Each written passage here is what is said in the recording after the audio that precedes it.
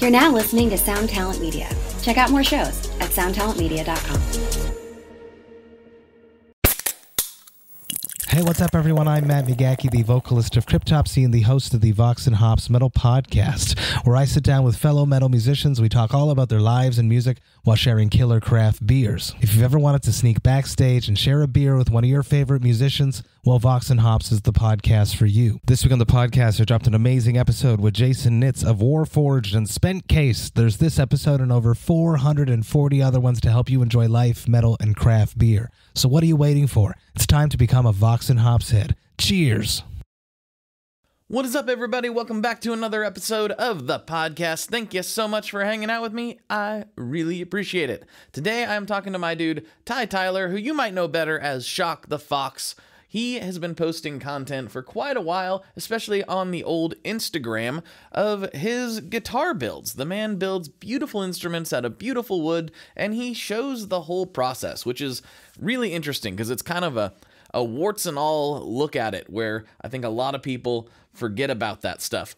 He puts an insane amount of details into his builds, and I just really enjoyed chatting with him from the moment I met him at a NAMM show, actually, at a dinner that Stu Mac had for us. We met there for the first time, and I just thought this guy would be a great guest on the podcast, and he was. And I want to get into that as quickly as possible, but I do have a little bit of business to take care of right from the jump here. First of all, if you are listening to this on YouTube, then you already know that I've been a lot more active on YouTube lately. I just published a video this weekend about how to get free guitars. Sort of. I had a bunch of friends help me out with the video. Mr. Brian Wampler, Joel Corday from Chase Bliss. I had Barry from Grez Guitars. I had Derek from Rev Amps. I had Mr. Robert Keeley helping out. And my dude, Alex Oksher, who you have heard on this podcast before, and if you haven't, you should go back and check out his episode. But yeah, it's a really good video, and I'm putting in a ton of effort over there, so if you could go over to YouTube, that is a big focus for me in 2024. At long last, after threatening to do it for a long time, I finally, genuinely am putting an effort on the YouTube side, so if you could go over there and support me, that would mean an awful lot. So without further ado, let's get into this episode with my dude Tye, better known as Shock the Fox. Let's go.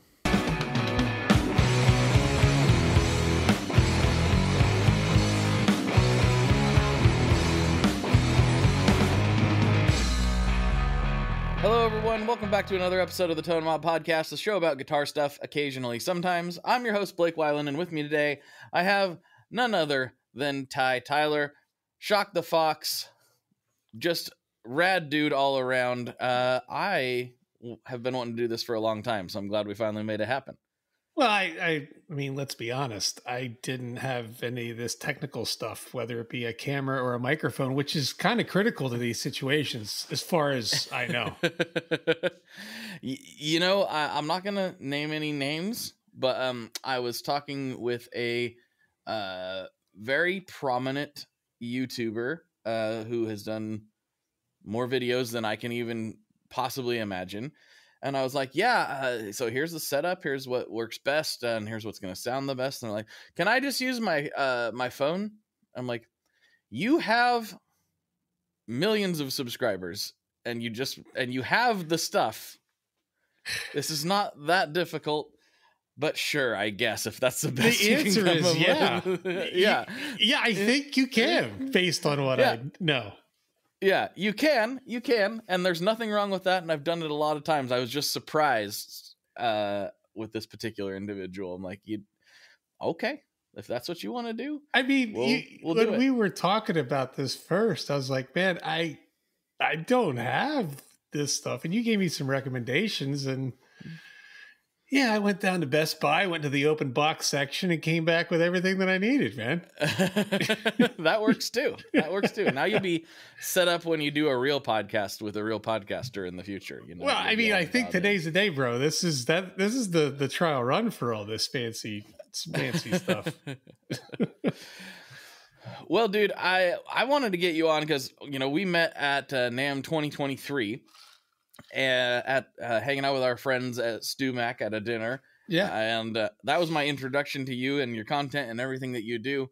But I still don't fully know your story. I don't, you've hinted at some things in the past where you're like, oh, I came from the corporate world and now I'm doing this. And I'm like, how in the world? Because like, you also strike me as a guy who kind of comes from a background like I do. So I'm like, how did you get into, what do you mean corporate world? How do you, what in the world? Tell me the whole story. Let's start from square one. The whole story.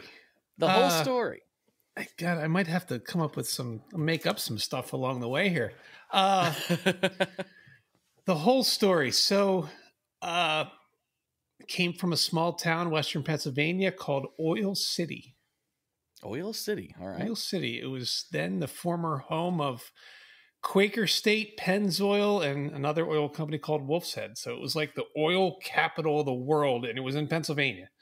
Since then, they've all moved to Texas, which makes a lot more sense, right?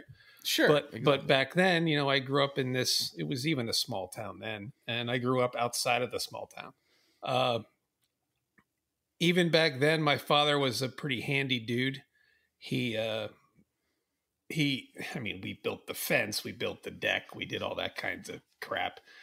So I was always around.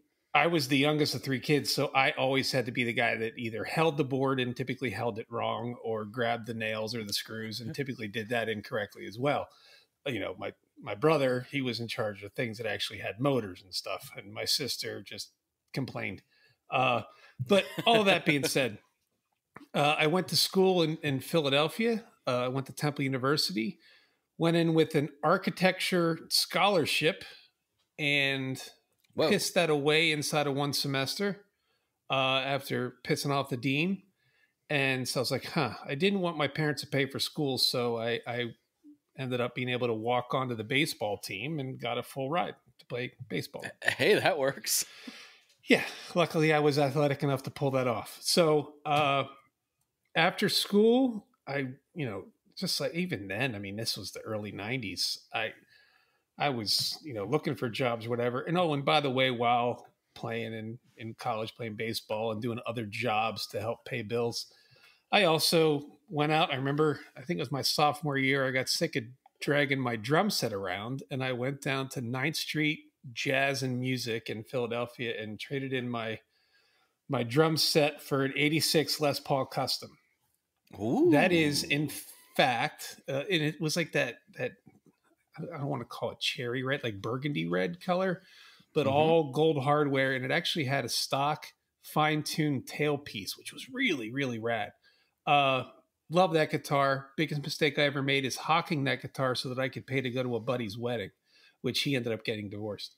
Long story short, that's actually the last guitar that I bartered for in my life. Wow.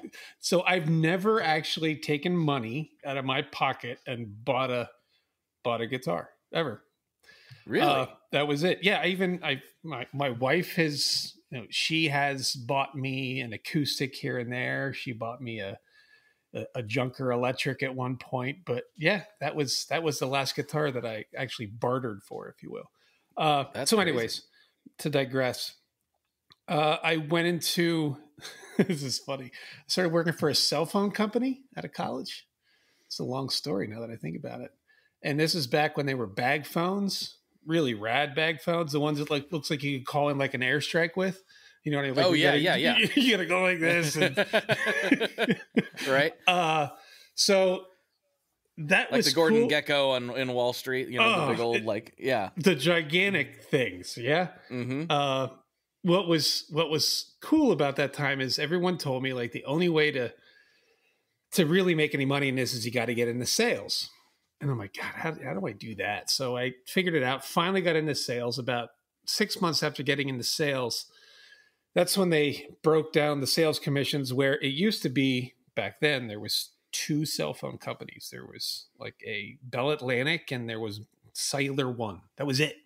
Those are the only companies that were out there.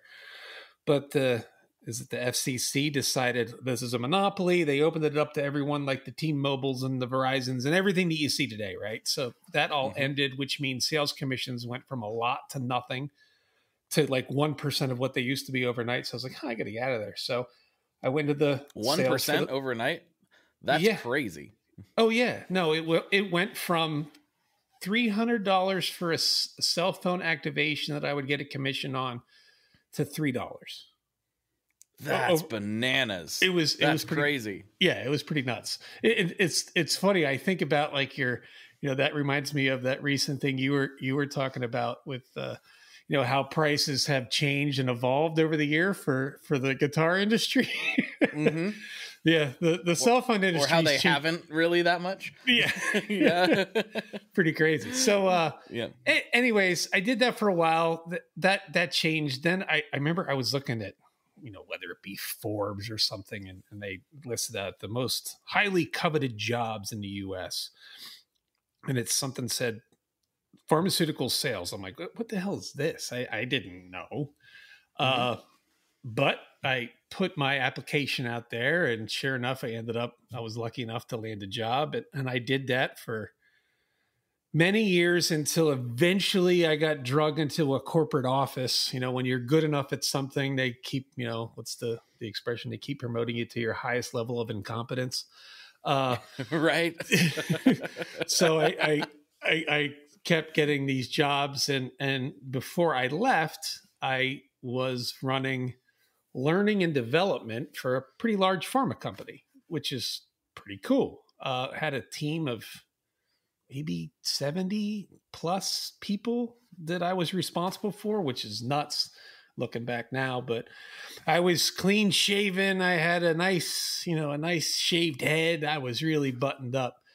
But I finally got to a point where I was like, this is it. The whole time during that, when you're in sales, and I'm sure all of us are in sales in some capacity, right? Whether we're selling ourselves or we're selling something, whatever that is, I always thought back to and always remembered that feeling, when I think about my dad teaching me some of this woodworking stuff, how much I missed being able to start and finish something. In sales, you're either trying to do something for the first time or you're trying to do it more often. And I remember the exact day when I realized, man, I just want a sense of accomplishment of something. And how I came to that conclusion is my backyard was half the size of my 2-car garage here. It was tiny little backyard that I would go out and I'd cut that thing and I'd cut the line straight as could be. And I'd sit back, and it took me all of, 10, 15 minutes. And I'd bag it all up and rake it all up, and everything was perfect. And I could sit there and stare at that little parcel for hours, just mesmerized by this accomplishment. And that's when I said, man, I need something more than this. So I started doing the woodworking stuff again, started buying tools, etc. And it was probably 10, 15 years ago when I built my first parts caster or whatever. Then I started making some telly bodies.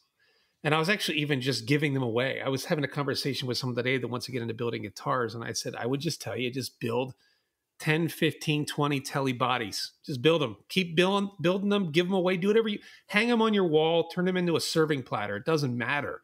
Just so that you understand how the tools work.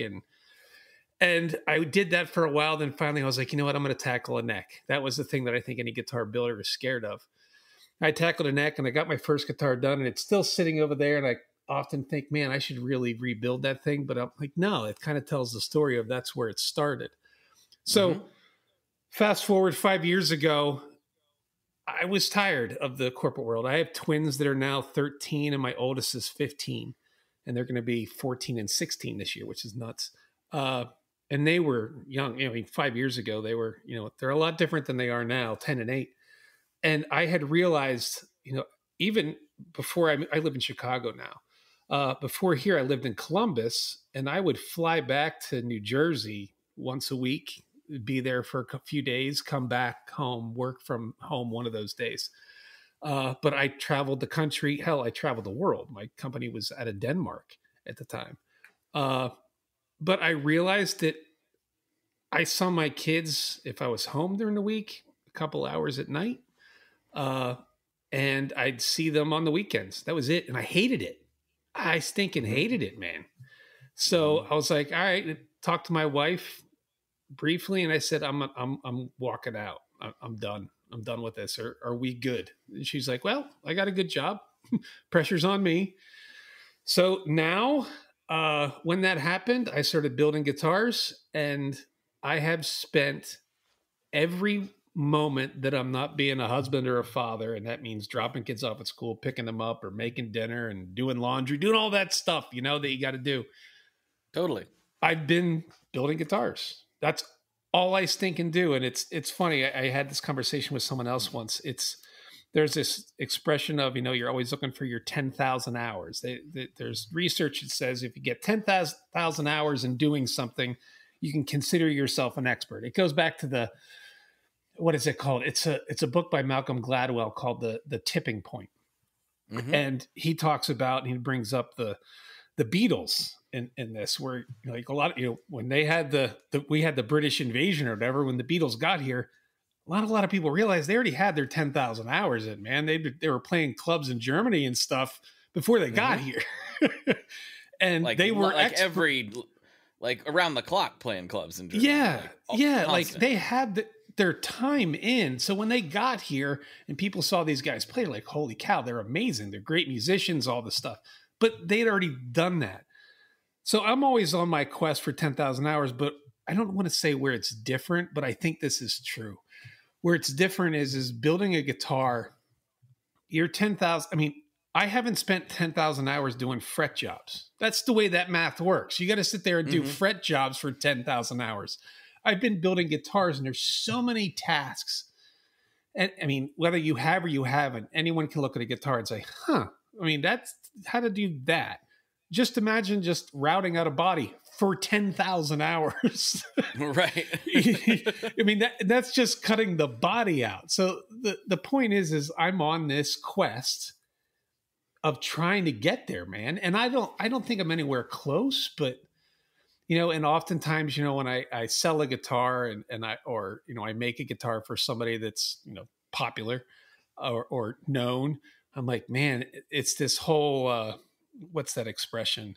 It's that whole, like, do I belong here? Should I even be? I'll be honest. When you came over, I brought you over to the Halon booth at NAMM, and I said, check this out. I get that feeling like, oh shit. Oh, Blake knows what he's doing here. Oh, geez. Like, no, seriously. And you pick up a guitar that I spent, you know, months on.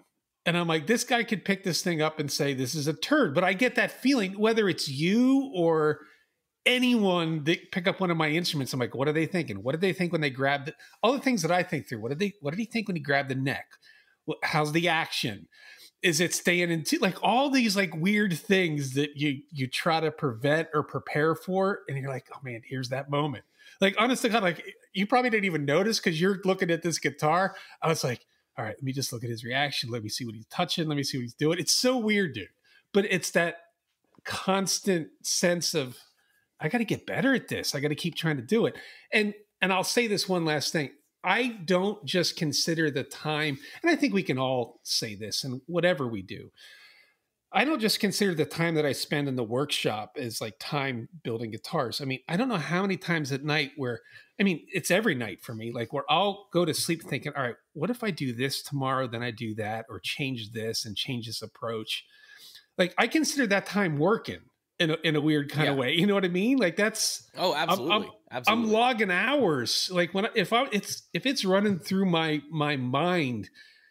And it happens a lot. I mean, you know, you sit there, you're on the couch, you're watching the show with your wife, and like, all right, let me go check out something on Reverb here. I want to look up this crazy guitar that I heard about, or this crazy builder. And let me see if I can find this. That's all work, man. So like the next time I get in there, I'm like, all right, I swear I'm OCD, ADHD. I'm zipping all over the shop. I mean, hell, this morning I was like, I really got to get this CNC put together that I'm scared of. It's one of those, I'm letting the tension build by avoiding the task. You know what I mean? Yeah. Yep. I'm avoiding the task of completing this CNC that's sitting right over there now, and now complete, and now moves X, Y, and Z. I'm like, man, do I really want to eventually hit the button and make that thing go? Or, I mean, now that it's gotten that far, it's so weird, man. So that's my story. It brings me to here, to talking to you. But that's not the full story. There's a big component of this that we're missing, because there are a lot of people in this world building guitars, Yeah. working on things and trying to get better at it. That's a lot of people. Yep. Not a lot of people are putting it out there in the same way that you are. And I think that's a big difference maker. So what made you start doing that? Okay. When I first really started to dive deep about 5 years ago into this, I realized that there was this, I don't know, no one wanted to show how the sausage was made. It was as though there was this hidden secret in the guitar world. Now, you could find some YouTube channels where people would show stuff, but they never really showed all this stuff. Typically, it was a lot of, no offense to them, a lot of glamorized shots of things. Rarely did you see, here is, you know what you did see? A couple of steps and some highly polished guitars at the end that would sound great demos and the whole thing. But it would really frustrate me, man, that you never saw the little steps, the little things, the things on the router table, cutting an F hole, doing binding. You didn't see that stuff. So for me, I think it came out of my own frustration that you didn't see it. I started saying, if I'm working on something in the shop, I'm going to show it, whatever that is that day. If I don't do anything that day, I'm not going to show it. There might be days where I'm literally in here, and I considered this earlier. If this camera wasn't hooked up to this thing right now, I'd have had my phone in there like this, recording something today, but I didn't want to unplug this camera. I didn't want to screw it up because I literally was wiping down tops today, which I could have done a video of me wiping down all these crazy cool tops and got thousands of views, before the day was over, right? Just me wiping down tops. Because sometimes you forget what's in the old wood library over there. So I just wanted to do a quick little inventory of what I've forgotten that I picked up in the last few months. But yeah, man, I try to show what it is. And what's funny is, and I think people started to hook into the story, because I don't build a lot of guitars, Blake. I build 5 to 10 per year. That's it. And but what I've learned is, like, when you think about those little catchy ASMR videos, people like to see a start and a finish. And the way they're doing it now, like in Instagram, is they'll show, it's really funny how they do it. It totally messes with your brain.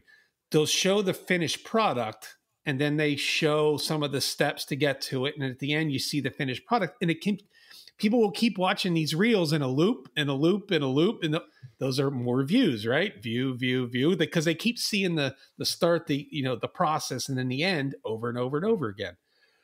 I don't know. Like, I think people have really gotten ingrained and in touch with certain builds because I share the whole thing. Like, it starts with hunks of wood, and people get to see, like, I get comments all the time. Love how this one is shaping up. Can't wait to see it finished. So people, there's what is it? What is the term called when people, engagement. There it is. Sorry. I don't even know what the hell I'm doing. What people get engaged in the entire build process because they see my decisions along the way. And what's really cool too is oftentimes people will say, have you considered this? Where I want to say, yeah, no, I considered it, but this is the way I'm going. Like, this is my story, guys. Let me tell the story here. Let's see if you like the story when it's all done, when I get the final chapter. But yeah, I think that's how I've tried to do things different. Hi, I'm Vincent, and I'm here to talk about the Mercury X. My dad's always going on and on about how cool Maris is. He really went off on one about the Mercury X the other day. He said something about a 4,800 hertz sample rate and 99 preset locations and 33 banks, and something along the lines of the most advanced reverb pedal ever devised by man? That's all true, but I only care about one thing. This pedal sounds sick. So make sure you check out the Mercury X and all the other fine products at maris.us, as well as fine retailers worldwide. All right, Dad, now can I have my talkie?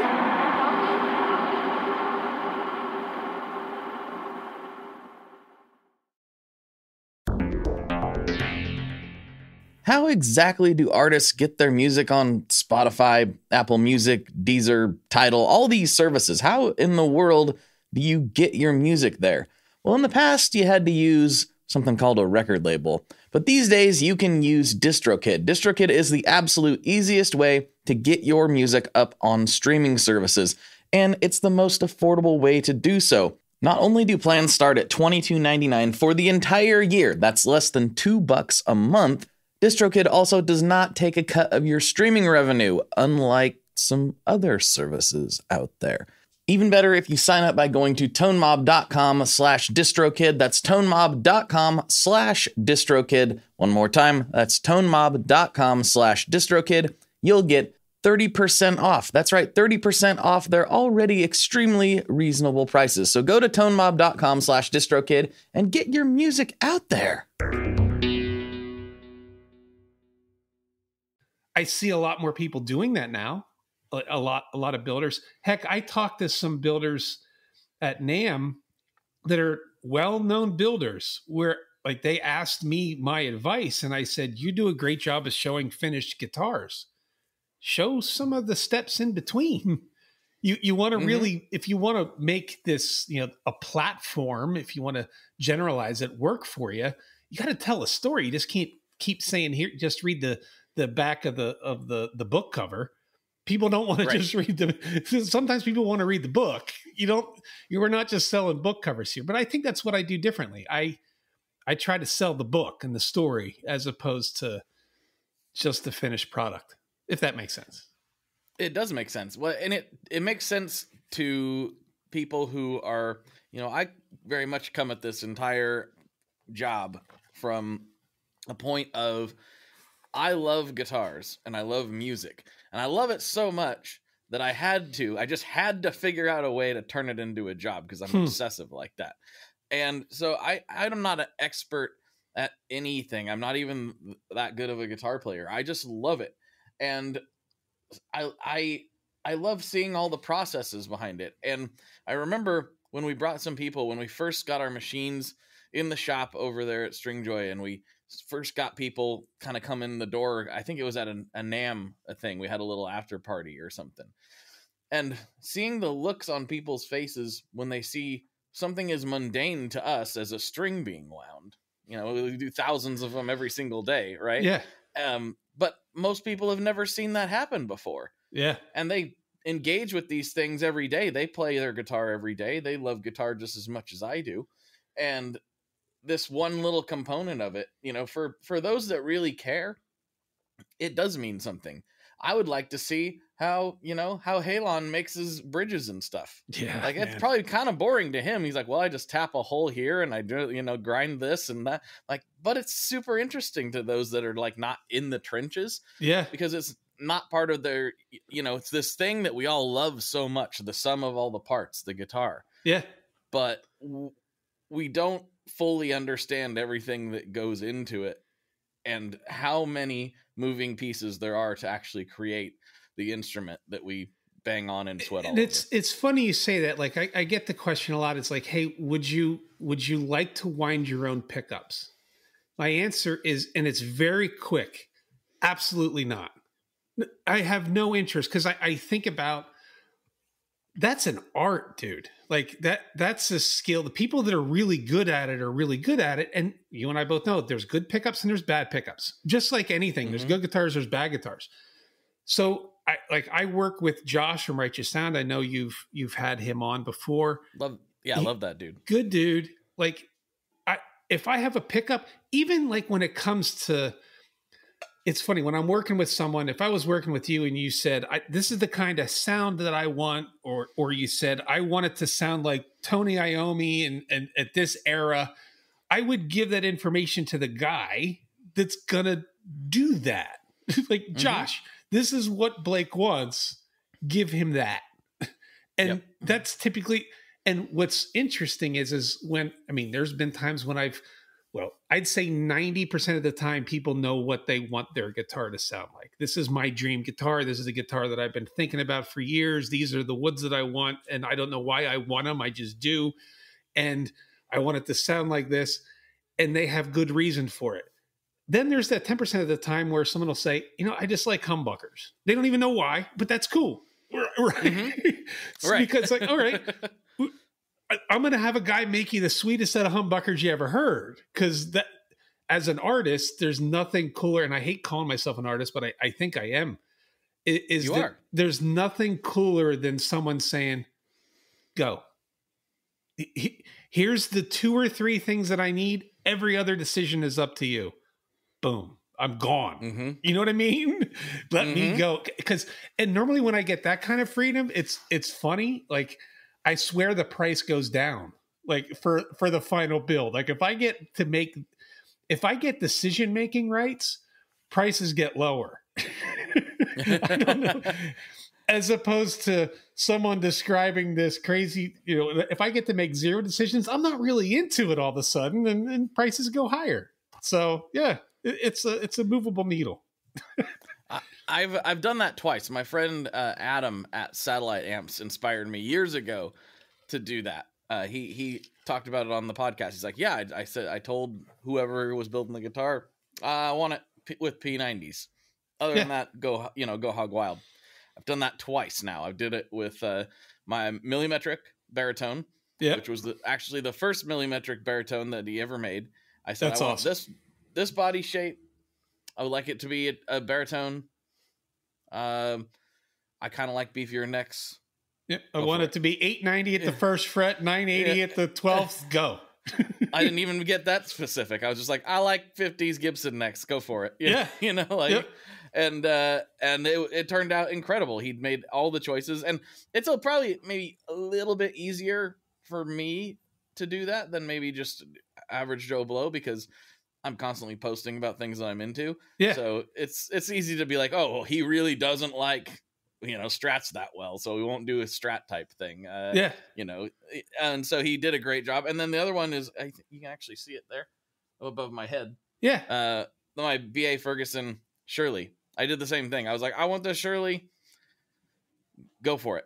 Yeah. Surprise me with the rest. And he just, That's so cool, right, dude. There's something really,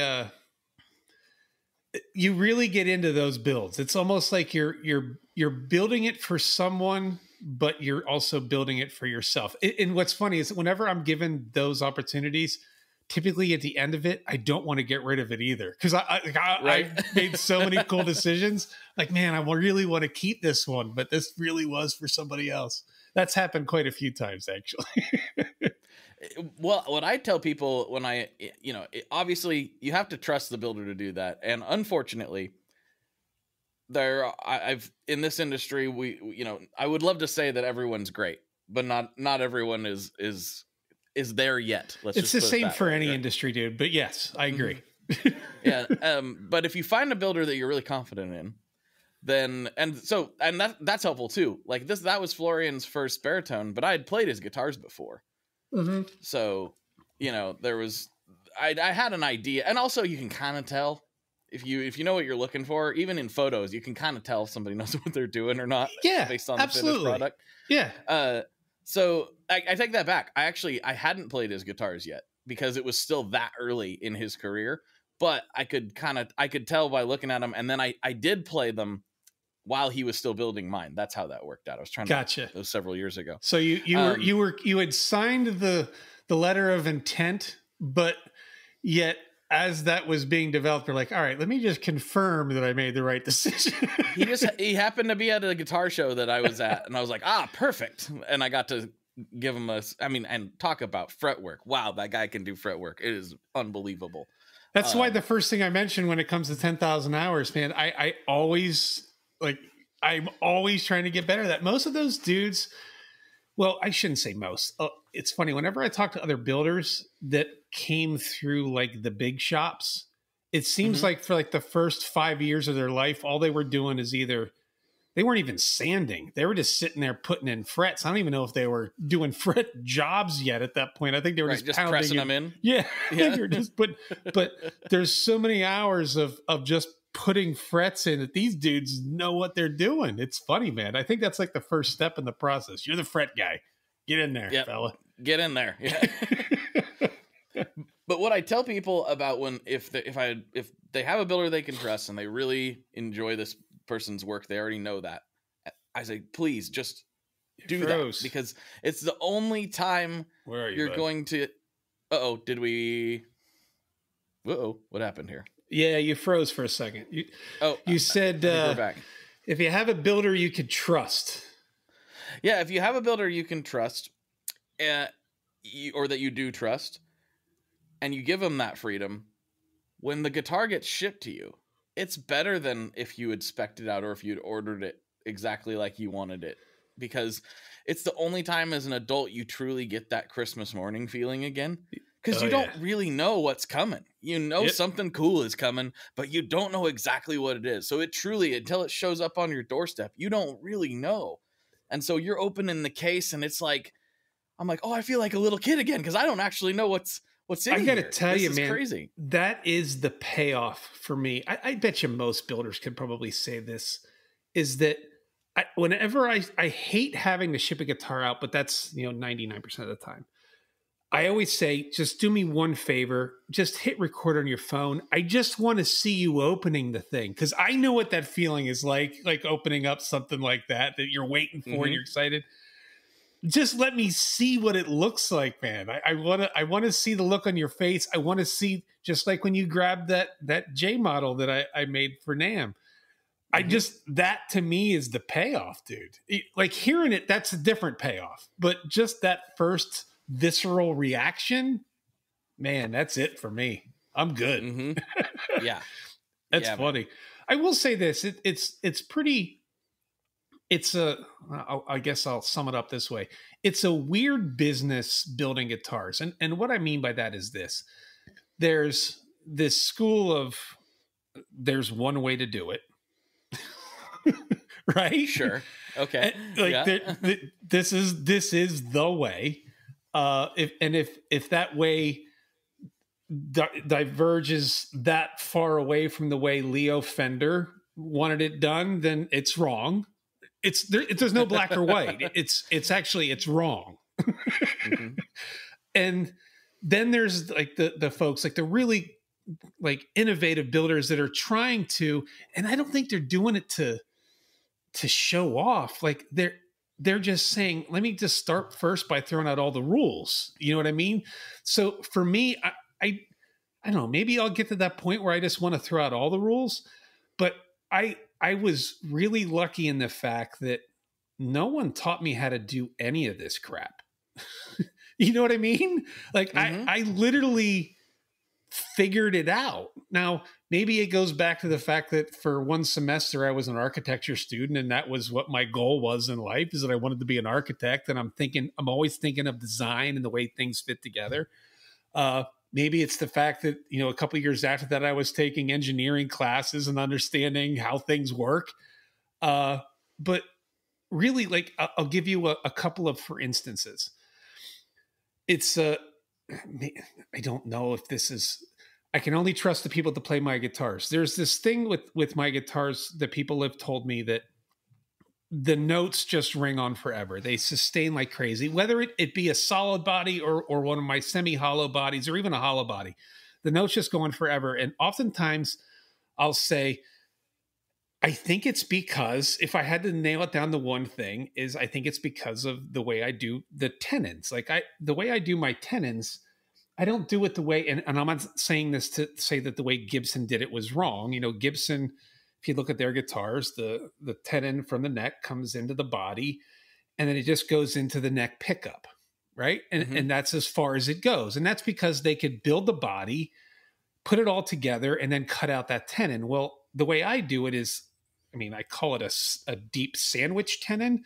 My tenon goes in underneath the top, and the tenon runs all the way back to the bridge, actually. You could almost say that it's almost a neck through. It's almost a neck through. Yeah, exactly. Mm-hmm. But in my mind, I'm like, this is the structure part of the guitar. Anything back through the bridge or the stop tailpiece, depending on the setup, that's the structure part. If I can get this neck, that's really where the notes are coming from, is this hunk of whatever wood you have. If I can get it to go from where the two fingers and make that one piece, almost like a triangle, these fingers back here, these fingers up here, and you in the middle or the neck in the middle, if I can complete that thing, I bet you it's going to be much more sound, and maybe it's going to sound cooler, but I guess that's probably what it is. No one taught me to do that. Like I wasn't even thinking of, honest to God, I wasn't thinking of a neck through when I did that. I was thinking, how can I make this so that this neck never pops out ever? Okay. Yeah. Like this neck, and people will say, what if it needs a neck reset? Well, if it does, and I doubt it will, I got to build you a new one. Because it's like, or I got to take the top off. If that needs a neck reset, then I really screwed up, and I have to build you a new one. Like I can't imagine why that would ever be the case. But it's a lot harder. It takes me a lot longer to do it because of those little stupid things that I do. But I think that's also why I enjoy it. Like I'll give you another, for instance. I always do, and I'm going to grab one right here. Hold on. Okay. Oh, okay. Yes. We are brought to you today by Sweetwater, specifically the Gear Exchange. You may have heard about this. This is a place where you can go to buy and sell your used gear. Maybe you got a pedal over there that's just kind of collecting dust. Maybe there's something you've been eyeing from the Sweetwater catalog. Well, right now is a great time to turn that unused gear into something you're actually going to use. Even better, if you sell on the Gear Exchange, you can keep 100% of the sale as long as you choose a Sweetwater gift card as your payout method. That is not too shabby because, let's be honest, most of this buying and selling we do is just to fund new gear purchases, and that is a great way to reach a wide variety of customers and keep 100% in your pocket, or rather on your pedal board. So go check out the Sweetwater Gear Exchange and turn that unused gear into something that's actually going to help you write that next huge riff.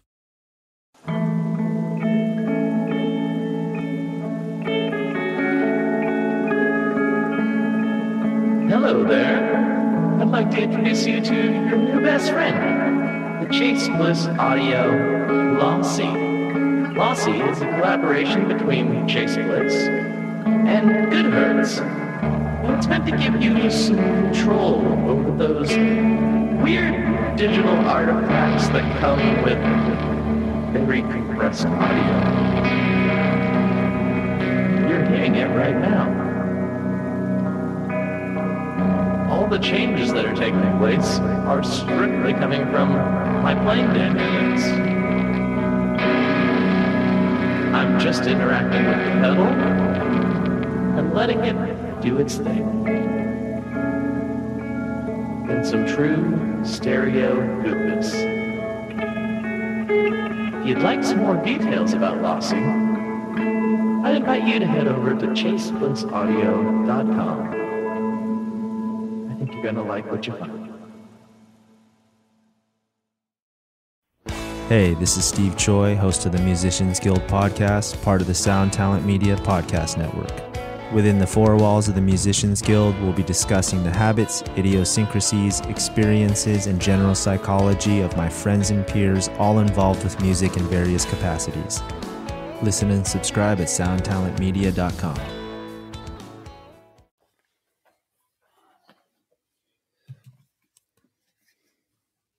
Here's a good example. Here we go.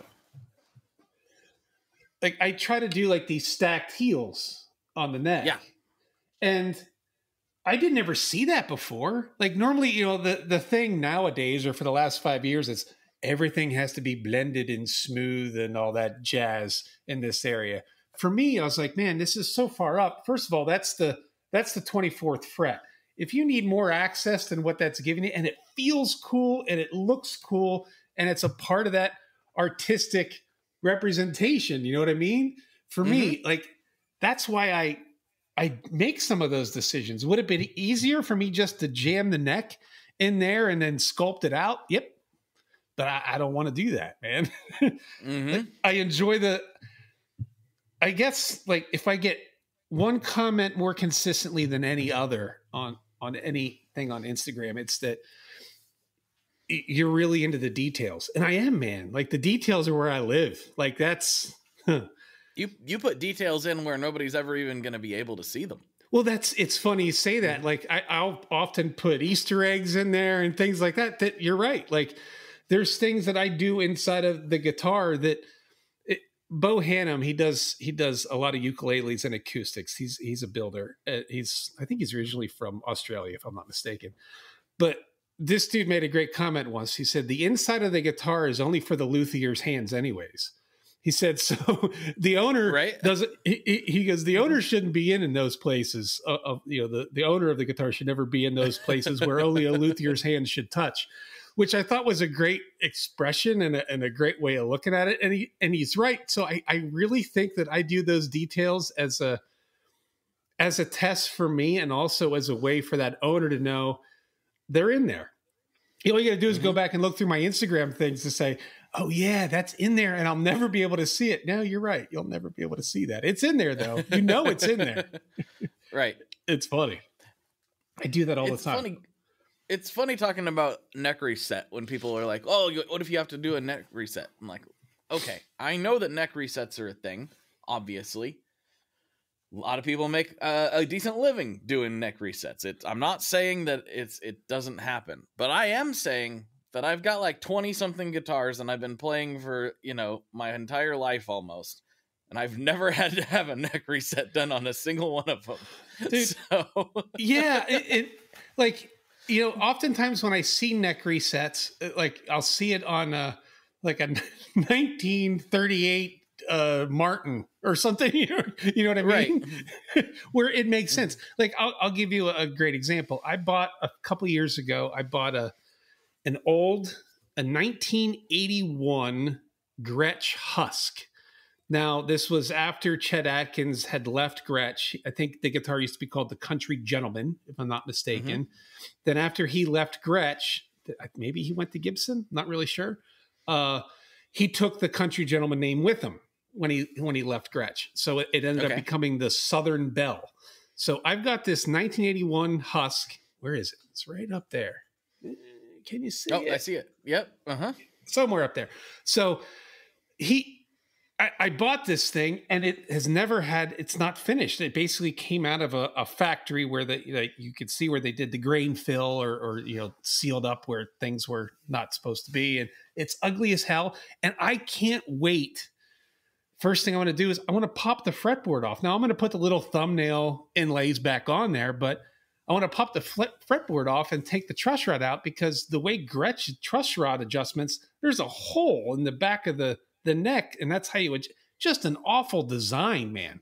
So I'm like, I'm going to redesign this the way that I think it would be more structurally sound and be a better guitar that'll last longer, even though I bet you people don't have to reset those necks. But I'm like, if I'm going to build it and I'm going to build it for me, it's going to be a Gretsch, but it's going to be my version of a Gretsch. I'll keep the Gretsch logo and stuff, and people will be confused when they see it, but why not?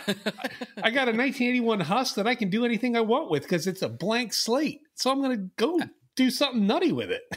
You're not going to hurt the value on it. It's not worth anything as it sits. So, right. Yeah, I mean, you can't even, like, there's no holes for like a volume or a tone pot in it yet, even. Nothing. It's zero. Wow. That's a cool project. That's a really cool project. Yeah. Like, and I'm like, all right, what? Obviously, like the first thing I thought, I always wanted a Pelham Blue guitar. I'm like, all right, do I do it Pelham Blue? But then I saw yesterday they launched that Dave Grohl Epiphone ES35 335 all over the internet. Trini Lopez, and it's Pelham Blue, and I'm like, all right. Honestly, this morning that's the first. I'm like, I can't do it Pelham Blue now because now that's going to be the hot thing. All right, do I do like a candy apple root or a candy root beer color? I'm like, I don't know. That's probably going to be the next big thing. I got to find something cool. Maybe I'll just go black and be cool with it. You know what I mean? You should do Pelham Blue, but don't do it the blue. Find some examples of when Pelham Blue fades to the green. Oh yeah. Make it the green that Pelham Blue turns into. And then I can spray like that keyboard cleaner on it and get it all crackly finish. And next thing you know, I got a distressed old one, and it's brand new. There you go. And it's a vintage guitar, so it works. It all pencils. This is confusing. I've never seen a Gretsch like this, and you never will. Like that's one of those things like where I would love to just start digging into that project, but it just sits up there. It stares down at me.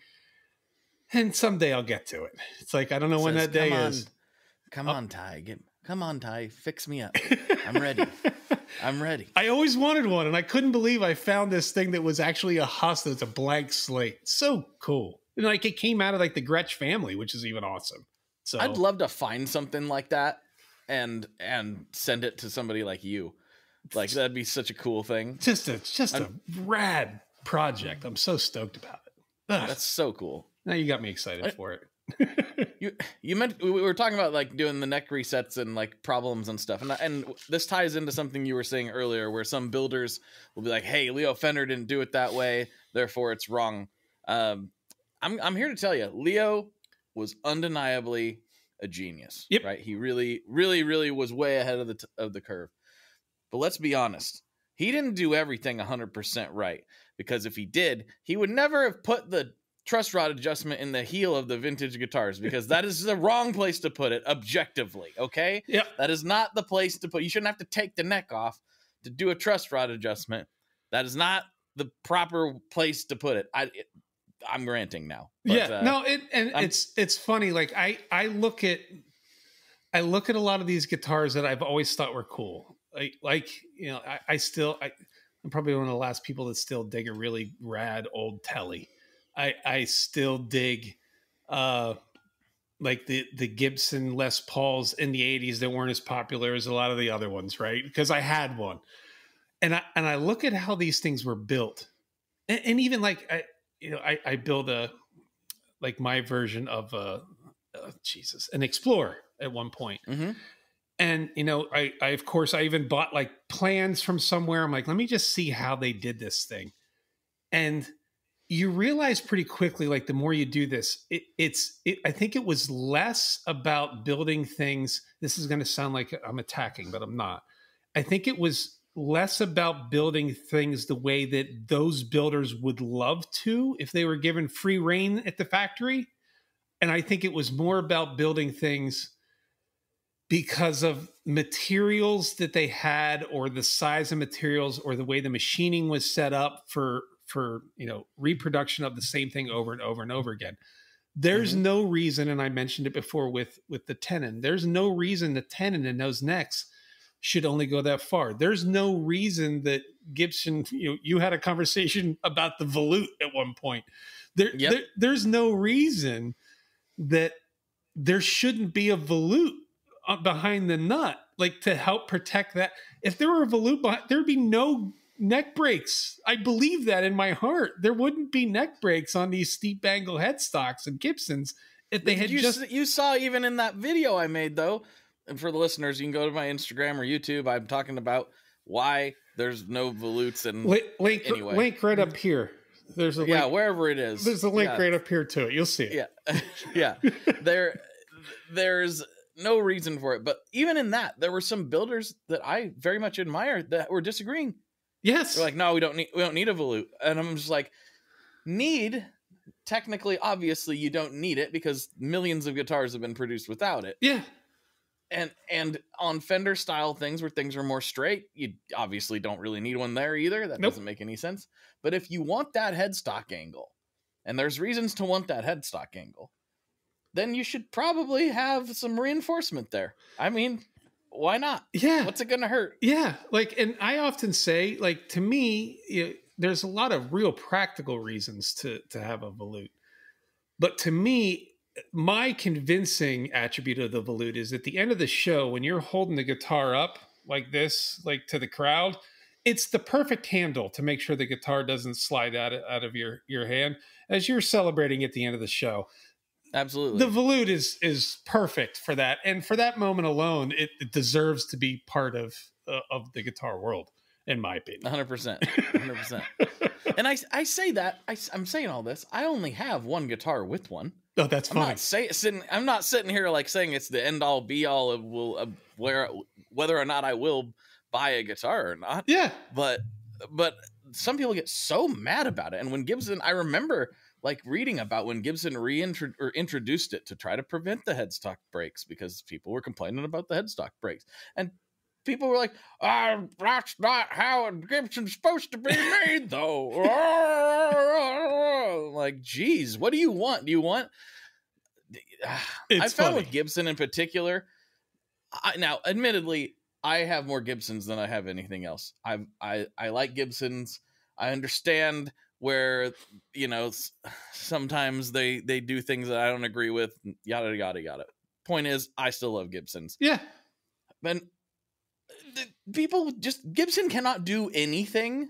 I found Gibson cannot do anything in this day and age without people whining and complaining about it. Oh, no. It doesn't matter if they release a more affordable line of Les Pauls. Doesn't matter. No, got to complain about that.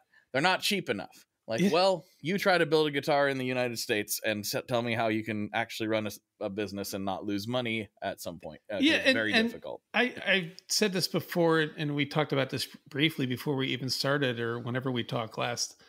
Like, this, for us, for the majority of small boutique builders, unless you go into a production line of affordable guitars, and when I say production line, I mean you're cranking up a CNC and you're knocking out bodies and you're slapping plain Jane necks in there and you're doing these things. Unless you're able to do that, it's tough to stay afloat, man. Like I have no problem saying this. I say it proudly. I don't run a successful business. I don't. Right. We talked about that last night. Yeah. Like I run at a deficit at just about all times. Like, you look around at the tools that you need and the lumber that you need to buy and the time that you have to spend, like all that, the hardware all that stuff adds up to, at the end of it, you're like, man, I'm giving this guitar away and I'm kind of okay with that. Cause I get to do this stuff that I friggin' love. Like in 5 years, I haven't had a bad day coming out here. Haven't had a bad day. Not a lot of people can say that about what they do. So I'm okay with working in a deficit. As long as, you know, the kids are still clothed, fed, somewhat clean, as long as those things are true, and we're warm and or cool in the winter and or summer. You got the basics covered. If those things are good, then I'm good, man. Like, because a happy me, a dude that's in a good place, is a lot better than that corporate world dude that just, it sucked. You know what I mean? There weren't there were good moments. There weren't many good days. And that's the difference, you know? And I think it's important, and this is something I talk about constantly because, you know, the listeners have heard my story a billion times, but I found myself in a situation where I'm like, man, this is exactly what you said that you wanted to do. Why does it suck? You know, like I'm sitting there going like, what? I worked so hard to get to this point in my career and I'm finally here and I'm still mad every single Monday. Well, let me ask you, I'm going to ask you a question. I'm going to flip the script. Okay. What part of what you do outside of the tone mob and outside of your shred shed and outside of your family, what's that one part of the stuff that you do that you friggin' love and you're most proud of? I can't really outside of all of that. See, that's tough because my favorite part about what I get to do is what I'm doing right now. Okay. This is the thing that I really enjoy. And is this what you're most proud of outside of the family and that it's what you're doing right now with this stuff? It's a combination because I wear a lot of hats. And so it's the Blockbuster hat oftentimes. Oftentimes it's the Blockbuster hat. Yes. I do love the Blockbuster hat. That's a good question. I'm really proud of this show and I'm really happy that it's resonated with people in a way that I couldn't have possibly imagined that it would. Yeah. But I am also really proud of what we're doing at Stringjoy as well. You know, it's grown quite a bit and there are a lot of people who are eating off of that company. Yeah. Which is a wild thing for me to even imagine. Considering Scott started that with $500 in his attic as a custom string supplier. That's how it started. And now there's 30 people there making stuff. And I'm pretty proud of that company. And some of that's me. It's, and my input, but it's mostly Scott. So I'm pretty proud of the team there. They're doing an incredible job. That's and awesome. I am genuinely proud to say that I'm a part of it, and I get to kind of shout that from the rooftops. It's funny. The reason I asked that is I used to, in my previous life, there'd be a lot of companies that would come in and say like, "Hey, we want to work with you." And whenever these companies would come in, and you could probably say the same thing of, being an influencer or content creator, companies will come in and say they want to work with you. Right. And I think most of us in any of these spaces, even in our jobs, other companies want to work with whatever your company is. And I used to ask this question, and it was pretty funny. I'd say like, all right, so what services can you provide? And a company that's eager, that really wanted to work with you, would often say, if they were being honest, what do you need? That's what we can provide, right? Like that's what they would really want to say. Like, well, what do you need? We can do that, whatever that is. And then I'd change it up and I'd say like, okay, great. What's the one thing that you think you do better than everybody else? What's the one thing that you're most proud of that you guys do? Tell me about that thing. Because let's narrow it down here. I already know you say you can do everything. Sounds great. I want to know what you're most proud of, because that's the area I want to work with you in. And I think I still think of that, like when I talk to other companies that approach me, that want to work with me on things. And the companies come out, you never knew how many freaking companies were in this guitar space until you're in it every single day. And I'm not even scratching the surface of amplifiers and pedals and all of these and cabling. I'm not even scratching the surface of those ancillary areas. I'm just talking about the stuff in an electric guitar, not even an acoustic guitar. There's a lot of players in that space. And honestly, like I think to myself, like, all right, so what's the one thing? Just tell me about the one thing, because I know you can probably solve a lot of my needs, but I just want to know the one thing that you're most proud of. And I think that's why, like, I've been very choosy. I had mentioned before, like, why I work with Josh from Righteous Sound, why I work with Harris from Halon Guitar Parts. Like, these are dudes that are not unlike your buddy Scott, who with $500 in his attic, starting to wind strings and build a product that he's incredibly proud of. You know what I mean? That you're now a part of. And I want to work with those people that have this really specific honed in speciality, because God, if I can only work with them, that's pretty rad. I feel like I'm doing it the right way, if that makes sense. It does 100%. Yeah. It's there's just a big difference between people who are excited about what they do and people who are just kind of doing it.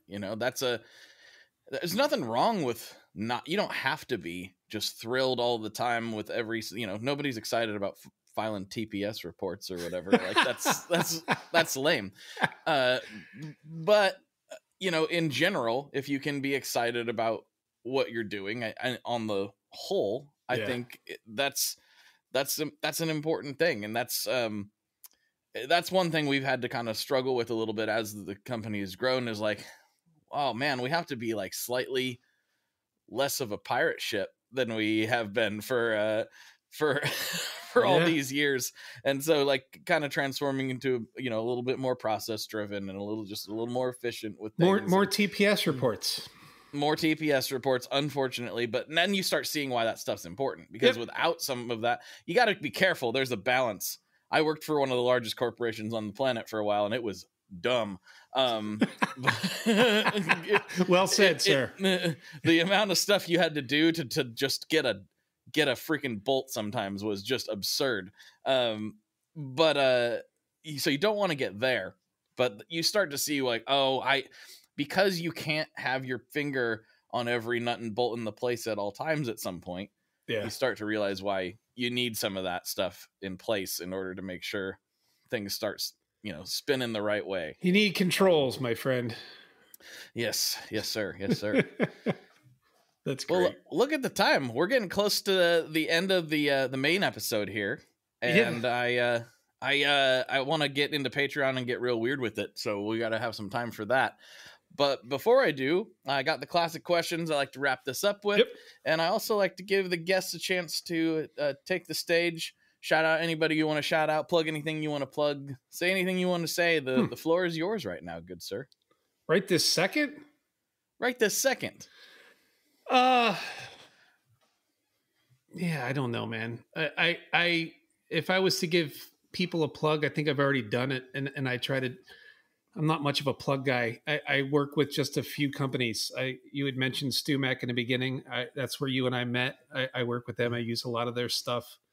I think anyone that builds guitars does, whether they want to or not. Like they're going to end up there.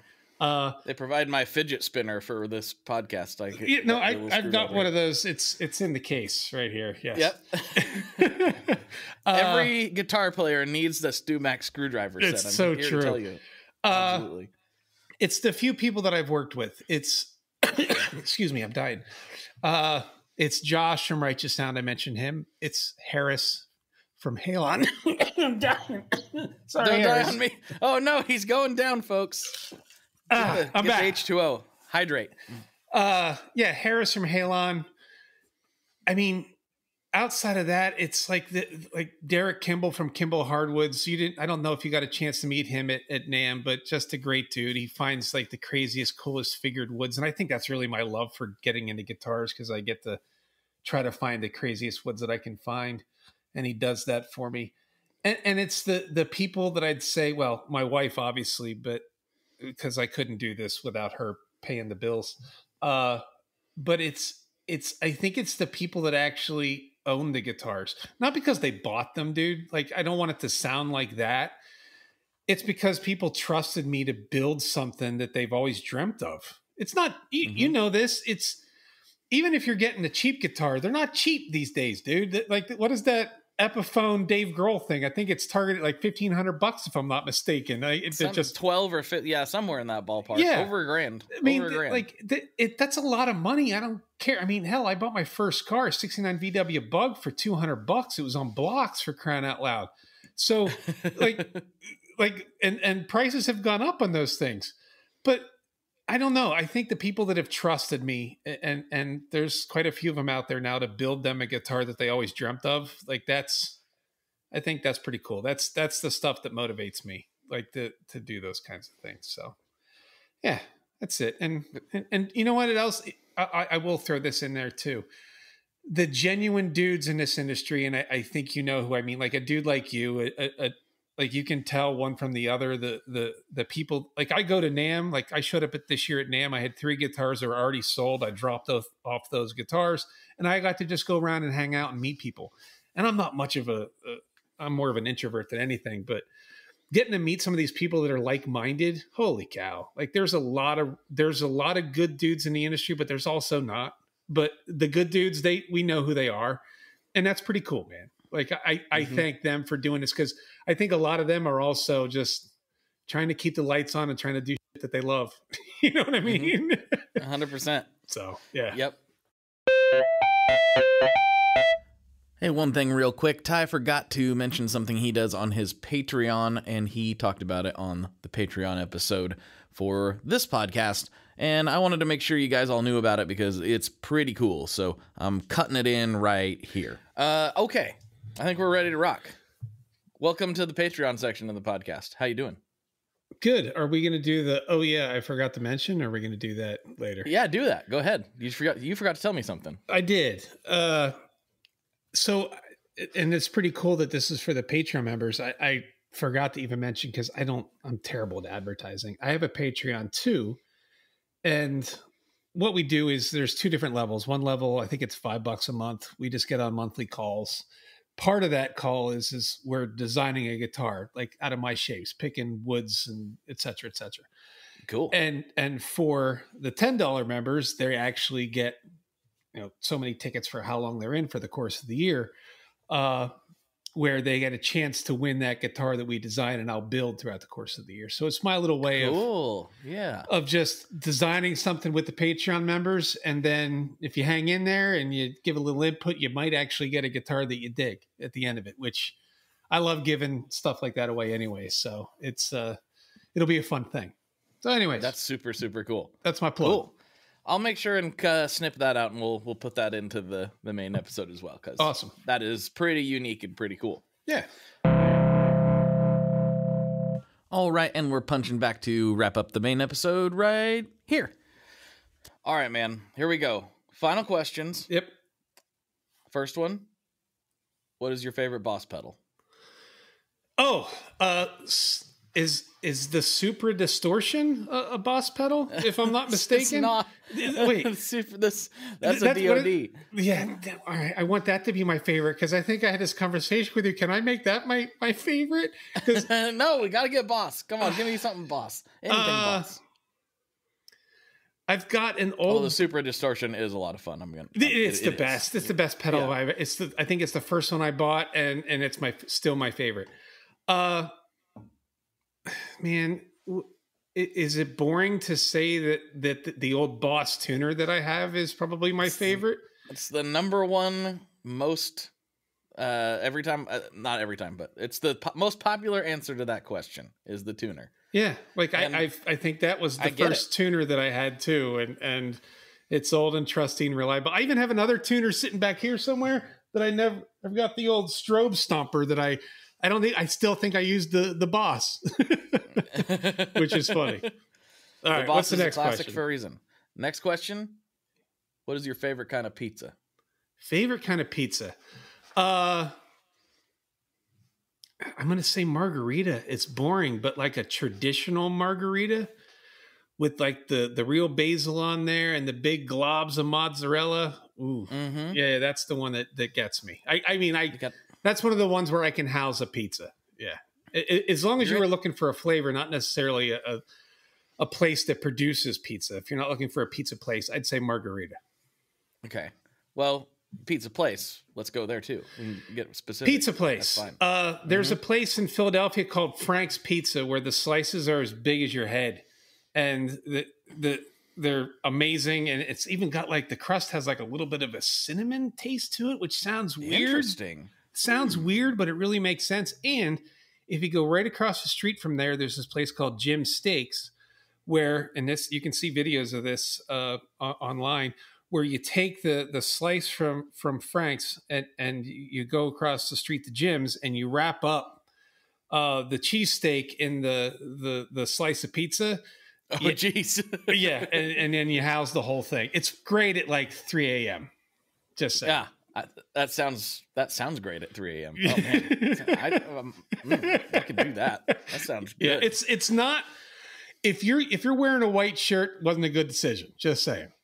Yeah, you got to come prepared for that. Yeah, but then again, at 3 a.m., you may not be wearing a shirt. You go elbows out and you lean out a little bit. You got to go out. Like that's the kind of thing. If you're at home, you're eating it over the sink. Just saying. Yeah, I got it. I love that. Well, I do got to ask you one more question, pizza related, because it's been on my mind a lot, and it requires a little bit of context, but I'll try to be quick here. There was a fella here named Jerry in Portland, and he was a Chicago transplant, and he was craving tavern style Chicago pizza, which is like the thin crust cut into squares type of thing. There just really isn't a good example of that here. So he started during lockdown, basically started a speakeasy out of his house where he was making this. You had to get on the waiting list and you had to like... Is it a square pizza or round pizza? It's a round pizza, but square bites because it's like chopped with a knife type of thing. Yep. And so you'd go to his house and he would like, here you go, here's your pizza. And eventually he started doing pop-ups in like actual restaurants. And I got to try it a handful of times. It was a big deal. Me and my wife would be like, he's like, okay, he's opening pizzas at, 11 a.m. on this day. And we're both on our own devices. Like, all right, here we go. We got to get a pizza. And like, oh, I got one. Yeah, we got one. And then one time we actually got two. We both got one, which was beautiful. But he has not opened his like official tavern yet. So I'm dying for one of those pies.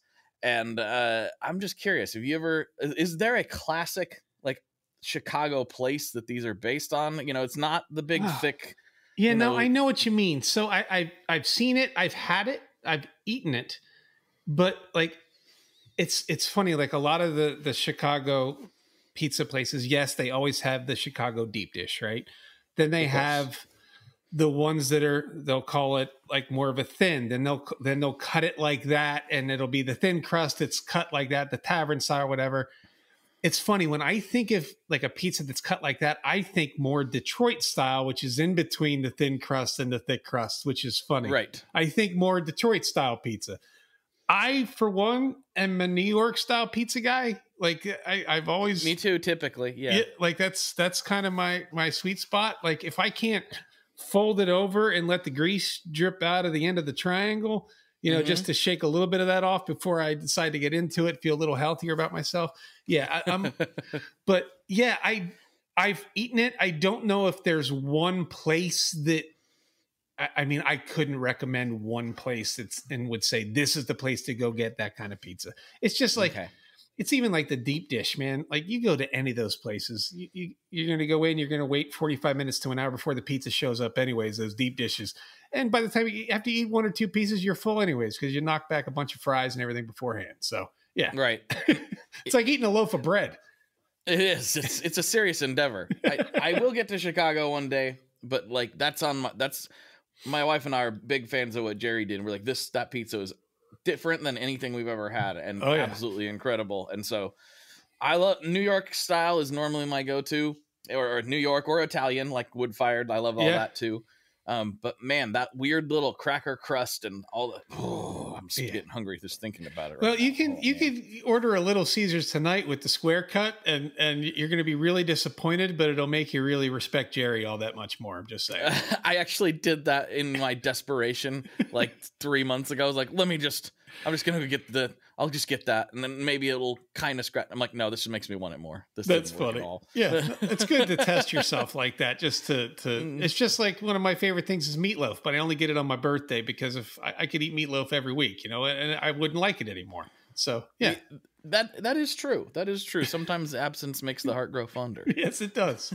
Especially when it comes to meatloaf and little square slice Chicago pub style pizzas. Gotta find some.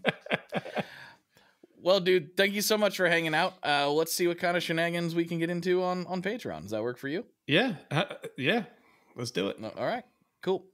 All right, everybody. For Ty, this is Blake. And as always, folks, good luck and good tones. Alrighty, folks, there you have it. There's another episode in the can. I really enjoyed my conversation with Ty, and I enjoyed the Patreon conversation, possibly even more than the main one. And I know I say that often, but it's true. Because after the main episode, we're all warmed up and things get loosey-goosey and we start talking about aliens and it's just a good time all around. So if you would like extra bonus episodes and access to the ad-free feed for this podcast, that is the place to do it. And I really, really, really appreciate everybody that does that. It is immensely helpful. I can't talk today. What's wrong with me? Actually, don't answer that, please. That would be, detrimental to my psyche. Please don't. Anyway, thank you so much for hanging out with me. Thank you for everything. And thank you for supporting this podcast. Please share this with somebody. If there's somebody you think would get something out of this episode or any other episode, please share that with them. That is what helps keep this show going. And please go check out the YouTube channel. Not only is the podcast publishing over there as well, the audio version is going out there just like it does to all the other audio platforms, but I'm also doing more episodes. So I always call them episodes. They're videos. I'm doing more videos over there. And if you could check out the one I published on Sunday and give it a thumbs up, I would really appreciate it. Again, that is how to get quote unquote free guitars. So check that out. Check out everything Tone Mob everywhere. It really means a lot. Thank you all so much for all the support for like nearly a decade. This is crazy. Thank you so much. I'll talk to you on the internet very, very soon. One last thing before we totally sign off here. I just want to remind you that if you do any shopping at Stringjoy, that's Stringjoy guitar strings made in Nashville, that will help me out as well. As I've said for years, I'm heavily involved in that company, and I really do think they're making the best products on the market. So if you would like to try custom strings, go to tonemob.com/stringjoy and check them out today. I seriously love what the team down there is doing. I help them out with all kinds of things, and by you supporting them, you are also supporting me as well. And hey, you need some strings, so why not get some custom strings just for your guitar and playing style? Again, the link for that is tonemob.com/stringjoy, and that will take you right to their website, and you can do all your shopping through there, and that will help everyone involved out. So thank you very much. Talk to you next time. We are brought to you by the wonderful folks at Gun Street Wiring Shop. Yes, Gun Street Wiring Shop. I've talked about them before. I used to say based out of Bend, Oregon, but guess what? Sean moved to my neck of the woods. Sean's in Portland. Sean is awesome and has helped me with a bunch of stuff lately. And if you have wiring needs for your guitar, he can help you too. If you want to get weird with it, he can get weird. If you just need to spruce things up a little bit, there's your guy.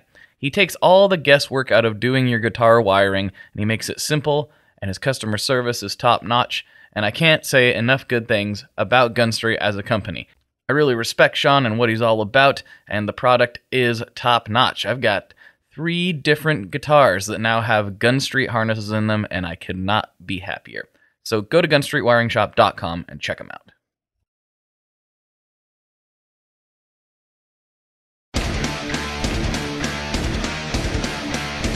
Hey there, I am Johnny Christ from Avenged Sevenfold, and I've got a podcast called Drinks with Johnny you're going to want to check out. I sit down with a bunch of different people from all different walks of life, from professional wrestlers to actors, comedians, fighters, musicians, everything in between. I'm just looking to make some friends and have a good time doing it. So if that sounds like something you're into, go check out Drinks with Johnny, streaming everywhere now. The number you have reached is 100.7 WMMS. It wasn't just a radio station, it was a lifestyle. Cleveland is a rock and roll city for sure. We're gonna be like chocolates. Get down! The Wrath of the Buzzard. WMMS. Cleveland. The rise and fall of one of the most iconic radio stations in America. Profiles. The Wrath of the Buzzard. PROH Files. Subscribe now wherever you get podcasts.